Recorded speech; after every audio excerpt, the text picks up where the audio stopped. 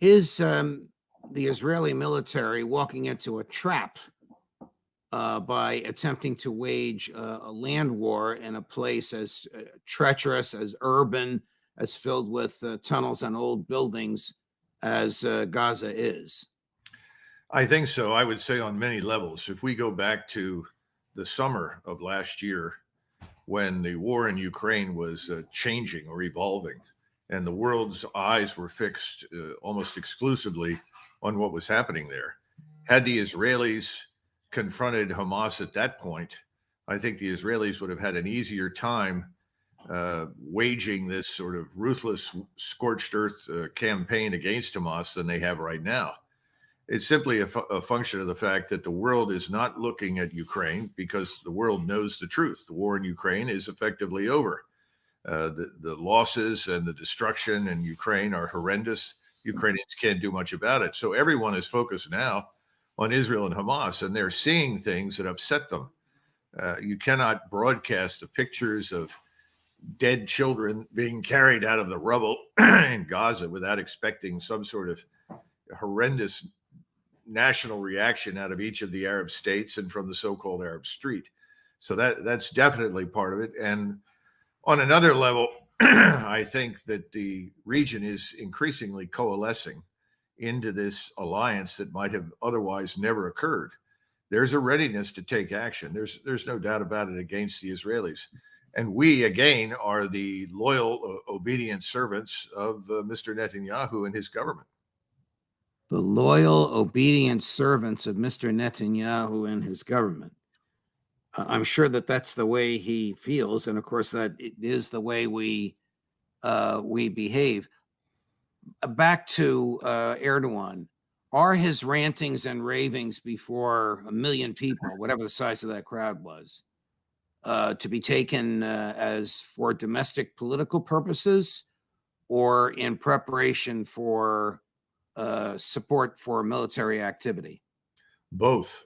There's no question about it. I think both are accurate.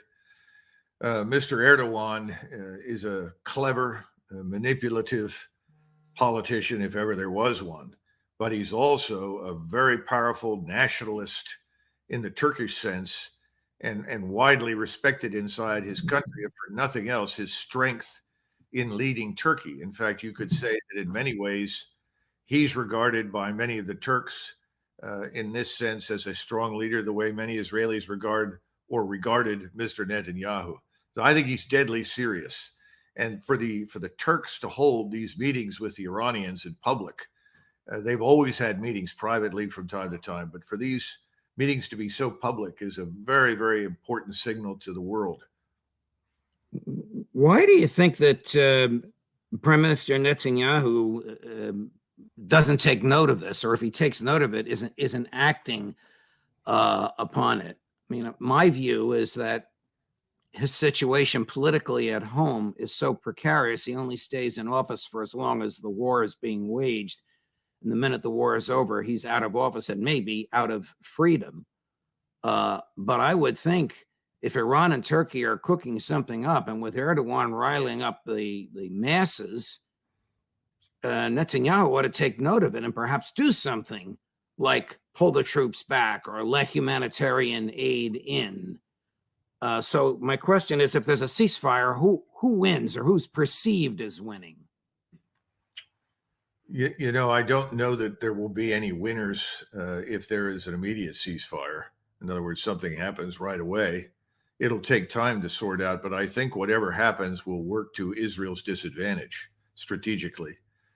And I think Mr. Netanyahu, and by the way, I haven't met him. I don't know him. I've read other people's assessments, but I can't evaluate him personally. But I think that he is a ferocious fighter for Israel. There's no question about that.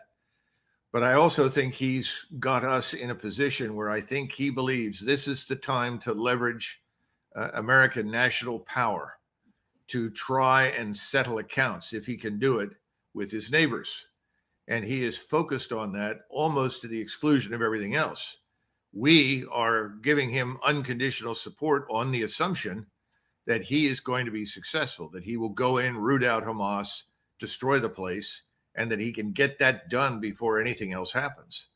And we put our forces there as a stopgap measure in the event that Hezbollah attacks. I think it will. I don't know what the timing it will be, but I think they ultimately will do that so that we can distract Hezbollah from interfering with what Mr. Netanyahu is trying to do further south. And I think, and whatsoever you shall ask in my name, that will I do, that the Father may be glorified in the Son. If you shall ask anything in my name, I will do it. If you love me, keep my commandments.